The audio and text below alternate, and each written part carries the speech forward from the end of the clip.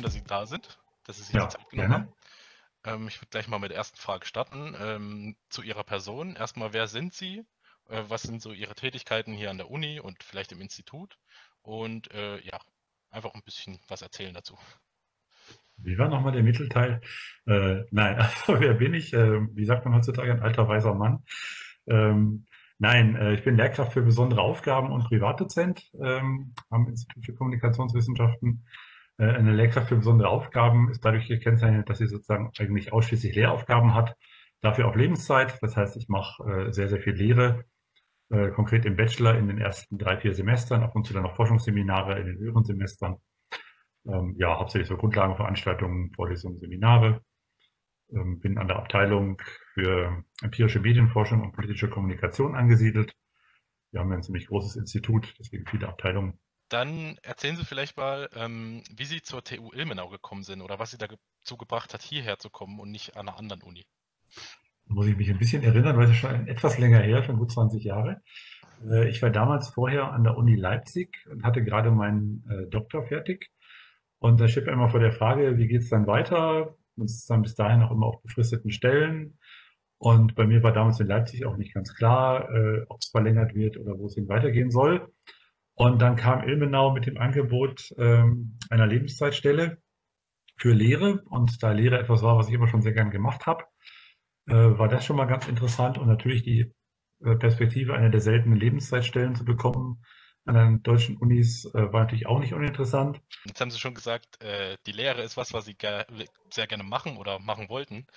Gibt es da irgendwie so, ja, etwas, was Ihnen dabei sehr wichtig ist oder was Sie vielleicht den Studenten immer mitgeben? Irgendwie sowas in der Art?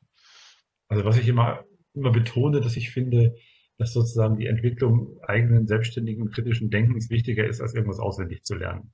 Wie man das aber wirklich lehren kann, damit kämpfe ich eigentlich heute noch. Da lerne ich auch immer, glaube ich, noch dazu. Das ist sicherlich so das eine. Das zweite, was mir jetzt aufgefallen ist in den Corona-Online-Semestern, dass mir wirklich ganz wichtig ist der Augenkontakt. Ich leide sehr, wenn ich sozusagen den Leuten nicht in die Augen schauen kann, weil, oder auch wenn wohl sogar die Kamera ausgeschaltet ist, wie jetzt häufig zu Corona-Zeiten, da sehe ich dann einfach nicht, ob jemand mich versteht, ob ich vielleicht noch ein Beispiel bringen muss.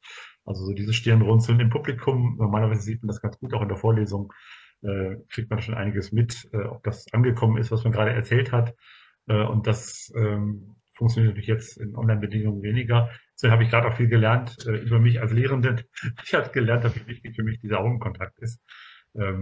Insofern ja, merke ich schon, dass bei mir Lehre auch schon sehr vom persönlichen Kontakt lebt und der Interaktion. Was gibt es denn für aktuelle Forschungen oder Studien oder sowas in der Art, was Sie jetzt besonders interessiert, die Sie gerade mitverfolgen? Ähm, Vielleicht auch hier gerade an der Uni. Gibt es da irgendwas Besonderes, wo Sie eher so ein bisschen mit Herzblut dabei sind? Ja, das sind zwei Dinge. Das eine ist so sozusagen meine eigene Theorie, die ich vor ein paar Jahren veröffentlicht habe, so eine neue Theorie der Kommunikation. Da forsche ich natürlich dran weiter. Ansonsten, was mich interessiert, ich habe gerade ein Forschungsseminar gemacht zur, wie wir es genannt haben, Krise des Diskurses, wo es um die Frage geht, inwieweit eigentlich so die politische Diskussion, wie häufig in den Feuilletons behauptet wird, in Deutschland auf den Hund gekommen ist, weil die Leute keine Lust mehr haben, sich über Politik zu unterhalten. Und da haben wir gerade frische Daten, die wir jetzt auswerten. Und das ist natürlich dann sehr spannend. Also ja, und dann interessieren mich so Dinge wie die Frage, wie sich eigentlich die menschliche Gesellschaft entwickelt hinsichtlich Mediatisierung, Entwicklung von Medien. Also man stellt sich das ja oft so vor, wie so eine lineare Entwicklung eines immer mehr, immer höher, immer mehr Medien, äh, was aber sozusagen in den Endkonsequenzen dann oft nicht sehr plausibel ist. Deswegen finde ich es ganz spannend zu beobachten, wo das unter Umständen schon kippt, dass Leute merken, dass vielleicht doch mal wieder ein Gespräch mit richtigen Menschen trotz Mundgeruch ganz interessant sein könnte oder ob vielleicht auch echte Sexualität interessanter sein könnte als virtuelle und. Also die Frage, inwieweit sozusagen an manchen Stellen dieser Trend der Mediatisierung vielleicht auch langsam kippt. Stichwort Detox ist da in dem Zusammenhang auch eine Rolle. Also das sind so Sachen, die mich gerade ein bisschen umtreiben. Einfach mal eine ganz einfach gestellte Frage. Worüber können Sie als Wissenschaftler immer noch staunen? Das ist allerdings eine gute Frage. Ich weiß. Ähm, äh, über das, also als schon etwas älterer staune ich natürlich über das, was inzwischen technisch alles geht, zum Beispiel im Bereich der der automatisierten Analyse von Daten, was da so im Big Data-Bereich alles geht, auch was die Auswertung von Daten angeht, was da jetzt inzwischen alles automatisiert ist, wo ich in meiner Anfangszeit noch sehr, sehr viel Zeit verbracht habe. Da staune ich immer wieder natürlich, aber das ist, glaube ich, ein Phänomen, dass ältere werdende Leute immer staunen darüber, was technisch so geht, was die Jugend da so entwickelt. Ähm, ja, das würde ich mal so antworten. Und jetzt vielleicht nochmal die gleiche Frage, so ein bisschen weg vom Thema Dozierender und Professor und so weiter sein. Gibt es irgendwas Persönliches, was Sie irgendwie noch beeindruckt oder ja, wo Sie sich auch vielleicht privat gerne mit beschäftigen?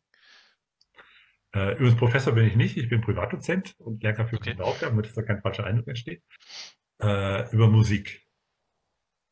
Also das habe ich jetzt festgestellt, gerade auch in den Corona-Zeiten, wo man viel mehr zu Hause verbringt. Ich entdecke halt immer mehr Sachen aus der russischen Musik, Schostakowitsch und andere Komponisten.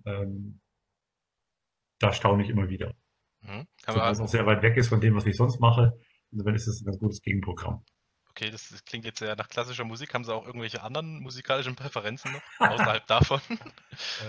Ja, Jazz, vor allem so Solo-Klavier-Improvisationen, aber ja, zum Tanzen kommt man in diesen Zeiten nicht mehr. Ansonsten war ich eher sehr, sehr breit interessiert, auch von afrikanischen Trommeln bis Heavy Metal. Gibt es da vieles, was mal gut sein kann, sage ich mal. Aber ich würde mich jetzt nicht, wenn ich mal wirklich gezielt Musik hören will, dann lande ich schon eher bei Jazz oder Klassik. Okay. Ja, Musik als Medium vielleicht noch. Die Frage, gibt es irgendwie auch einen Film oder ein Buch oder sowas, was Sie besonders gern mögen oder wo Sie sagen, das muss man gesehen oder gelesen haben? Also da Sie mich ja im Kontext von Medienstudiengang interviewen, fällt mir natürlich sowas ein wie die Truman Show, den man, finde ich, immer gesehen haben muss. Ich habe den mit einem Freund zusammen angeschaut und wir haben danach eine ganze Nacht diskutiert, wie das jetzt weitergehen wird, weil das Ende ja offen ist. Also so Filme, die sich mit Medien beschäftigen, sind natürlich ganz interessant. Zuletzt sah ich eine Serie, ähm, Years and Years, eine englische Dystopie, die man versucht weiterzudenken, die aktuellen politischen Entwicklungen. Also so Serien zum Beispiel, die auch einen gewissen politischen Hintergrund, politischen Bezug haben, finde ich ganz spannend.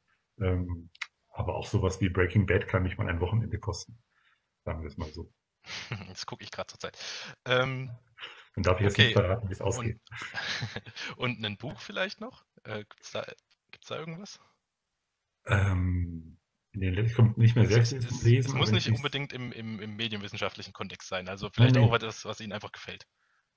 äh, wenn Sie sich erinnern an meine Vorlesung zur kritischen Theorie, dann werde ich Ihnen jetzt kein Buch empfehlen, das ich im klassischen Sinne schön finde, was sozusagen gefällt und unterhält. Mich interessieren eher Bücher, die mich irgendwie irritieren, zum Nachdenken bringen. Und da fand ich Thomas Melle, Die Welt im Rücken, sehr spannend, wo jemand aus der eigenen Perspektive berichtet, wie er mit einer psychischen Problematik umgeht. Das fand ich sehr bewegend. Das fällt mir doch ein in letzter Zeit. War im Moment nichts mehr. Okay, ist auch nicht schlimm. Okay, dann vielleicht noch mal zu Ihnen. Gibt es irgendwelche Ziele, die Sie sich gesetzt haben, sowohl als Dozent als auch persönlich? Zunächst mal würde ich gerne gesund die Rente erreichen in meinem Job, der nicht ganz unanstrengend ist mit ausschließlich Lehre. Ich möchte noch ein paar Sachen publizieren. Ich habe noch einige Datensätze aus Forschungsprojekten, die noch nicht veröffentlicht sind. Äh, Und ich habe dann noch so den Ehrgeiz, was heißt Ehrgeiz, aber da ich ja schon hauptsächlich mit Lehre beschäftigt bin und da das eine oder andere vielleicht auch ganz gut erklären kann, überlege ich, ob ich nicht einen YouTube-Kanal aufmachen sollte mit so kleinen Erklärvideos, gerade so zum Beispiel so statistischen Sachen, Korrelationen oder was auch immer.